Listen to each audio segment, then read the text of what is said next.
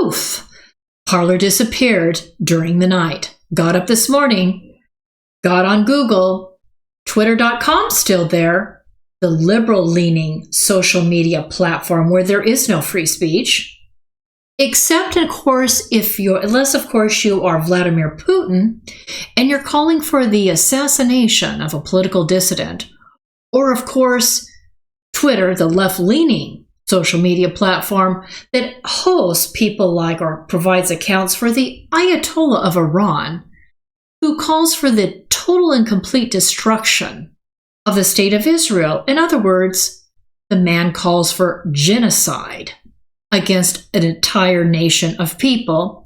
Or, of course, if you're all those Democrats and leftists on Twitter, which has been busy, they've all been busy, tweeting out hashtag hang Mike Pence, calling for the murder of the Vice President of the United States. So as long as you're a leftist, or the leader of a communist country like Russia or Cuba or Venezuela or China, you can call for the murder and death of individuals or whole nations of people.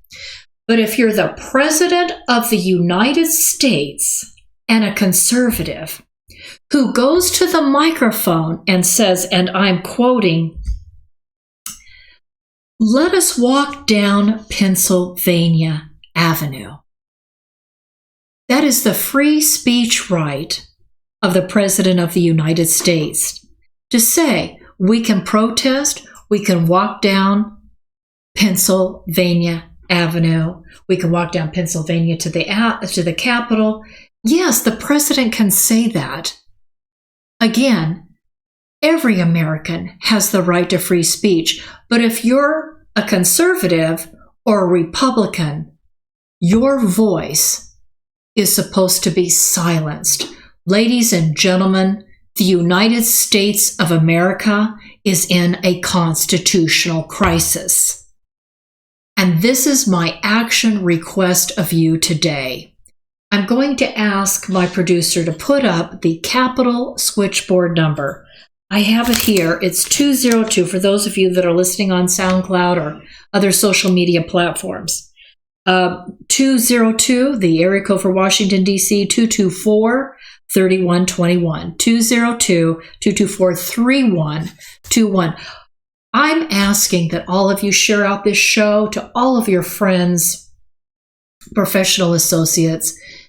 Please, I want them to hear this request. If you will call your 2 senators and your representative in the House, I would like for you to ask them to do the following: strengthen antitrust laws. John Mates is suing, I believe it is Amazon today, because Amazon, yes, I'm still fighting COVID. Well, actually, I believe I'm over COVID, but I still have the symptoms. Anyway, John Mates is suing Amazon today, which, hallelujah, thank God. But our members of Congress need to tighten the rules and regs surrounding these monopolies.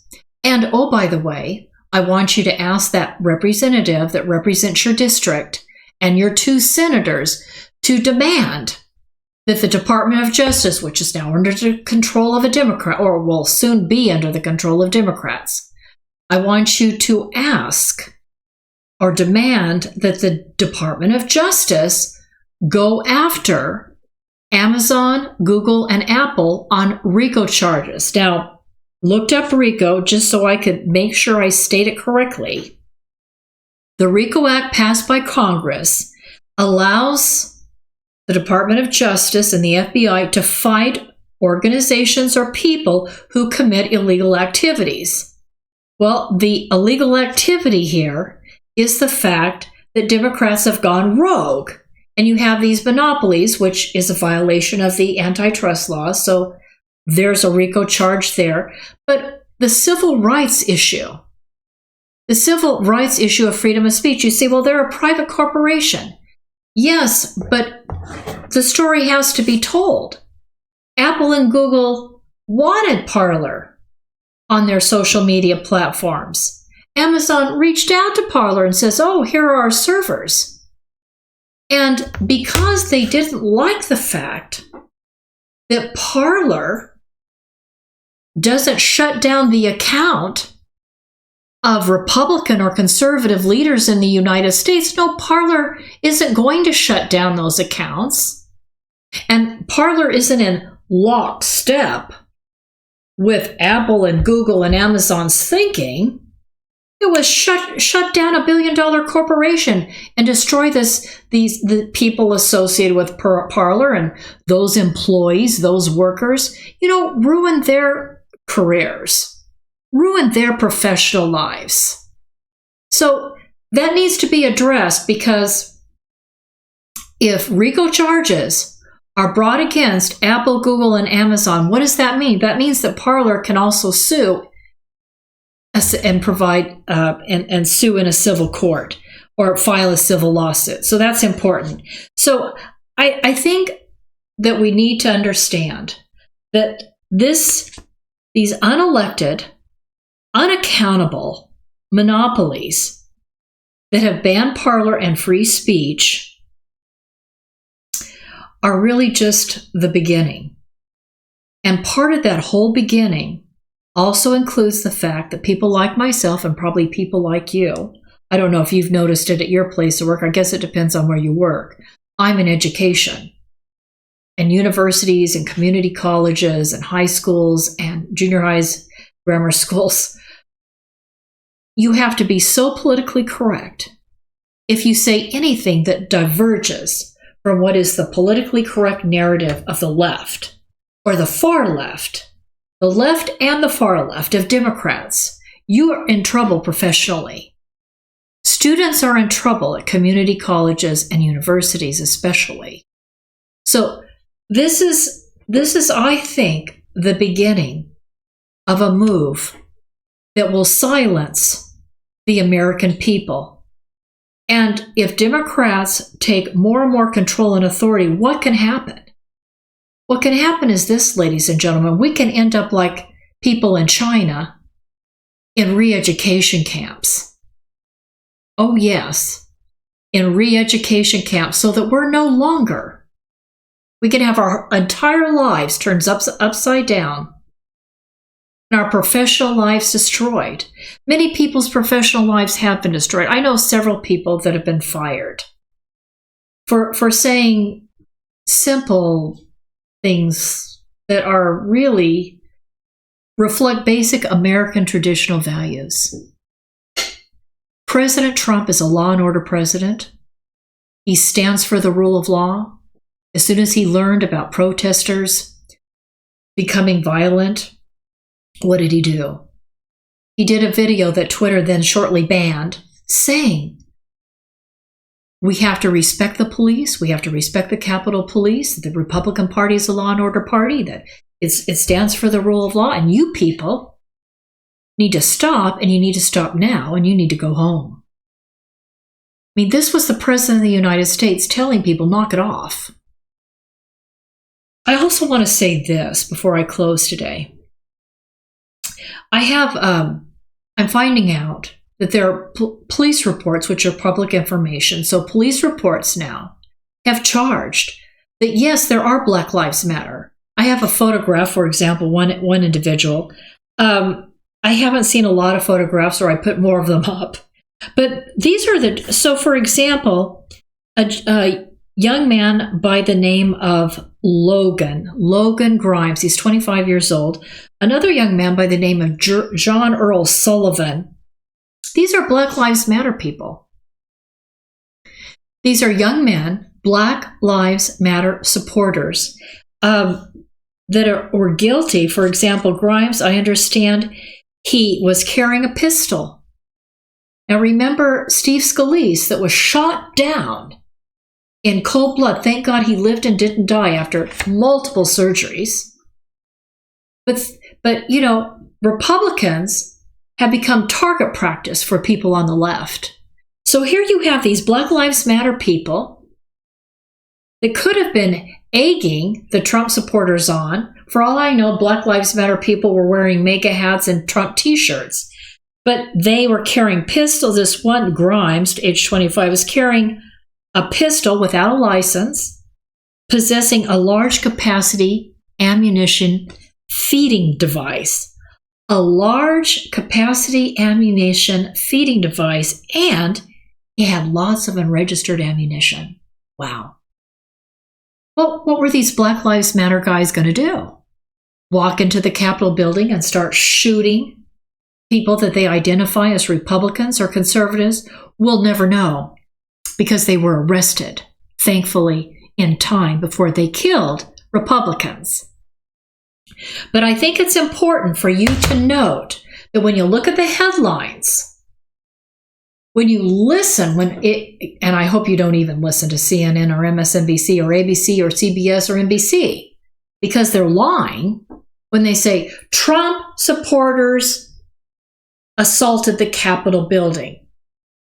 Because we're finding out as each day goes by that it's Antifa and Black Lives Matter people.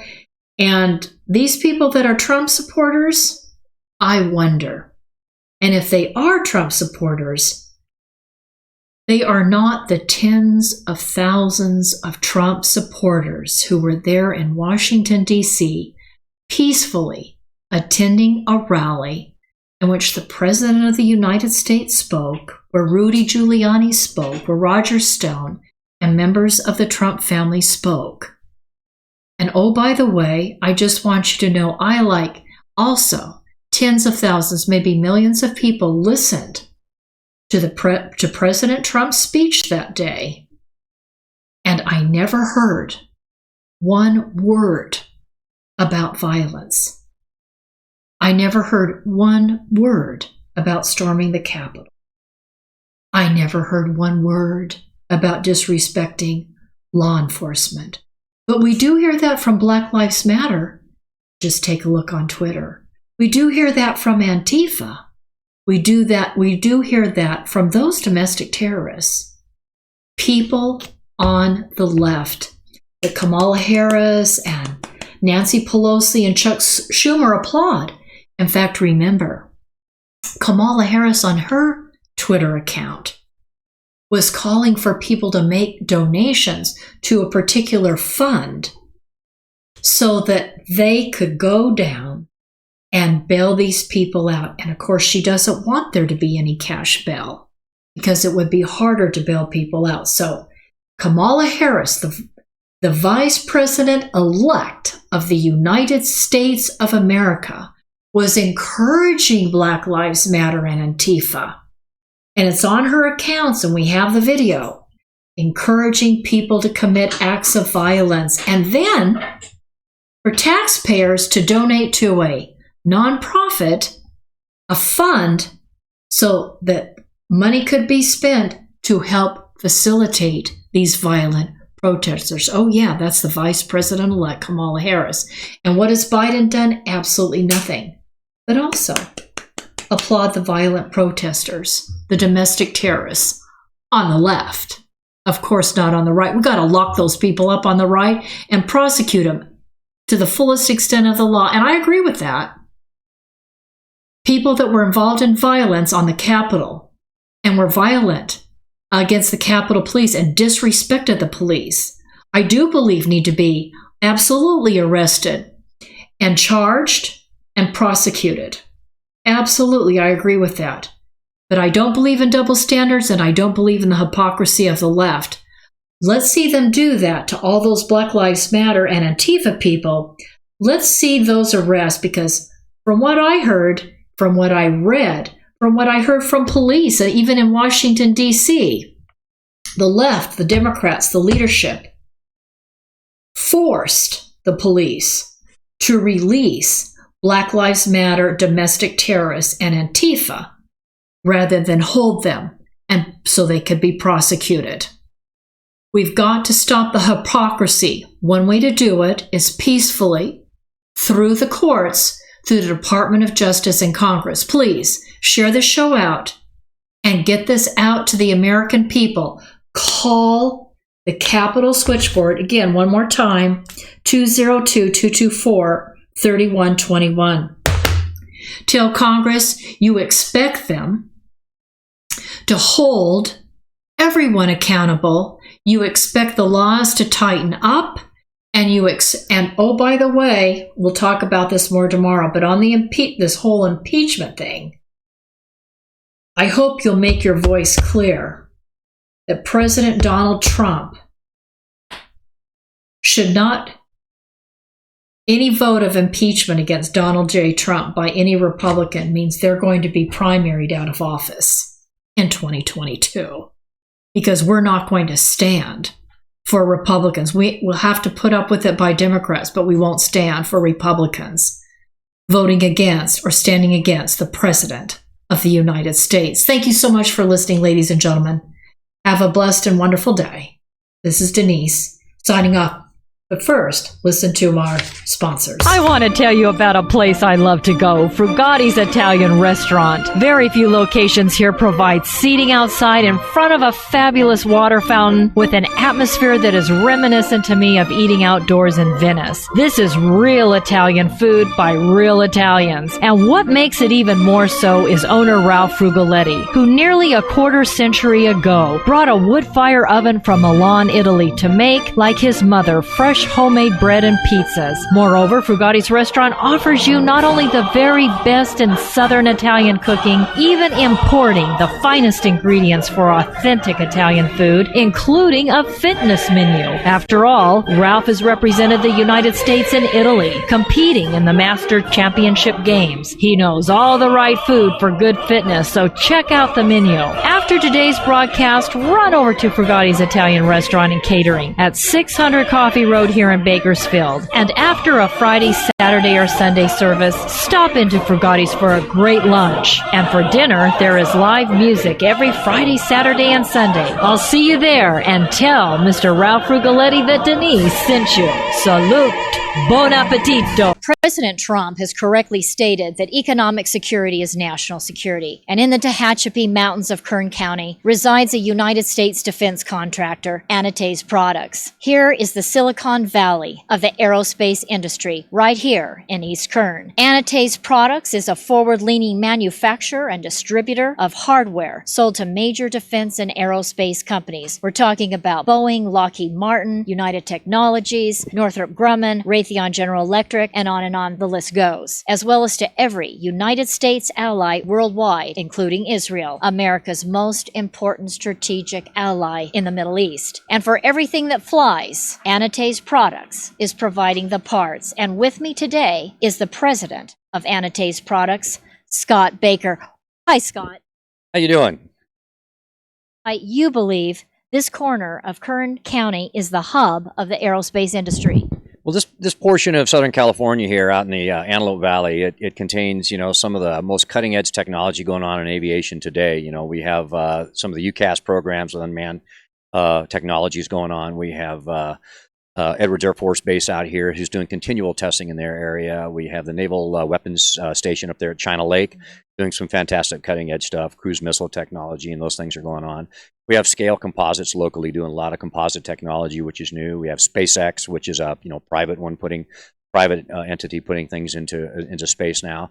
This area is the growth center for aviation's future, and this is the area I think that as a nation we need to be concentrating some of our effort and taking this technology. And as we all know, with the space program from Apollo years ago, out of these technologies, we the private sector are going to reap some of the benefits of that. Thank you, Scott. Ladies and gentlemen, Scott Baker, president of Anatase Products.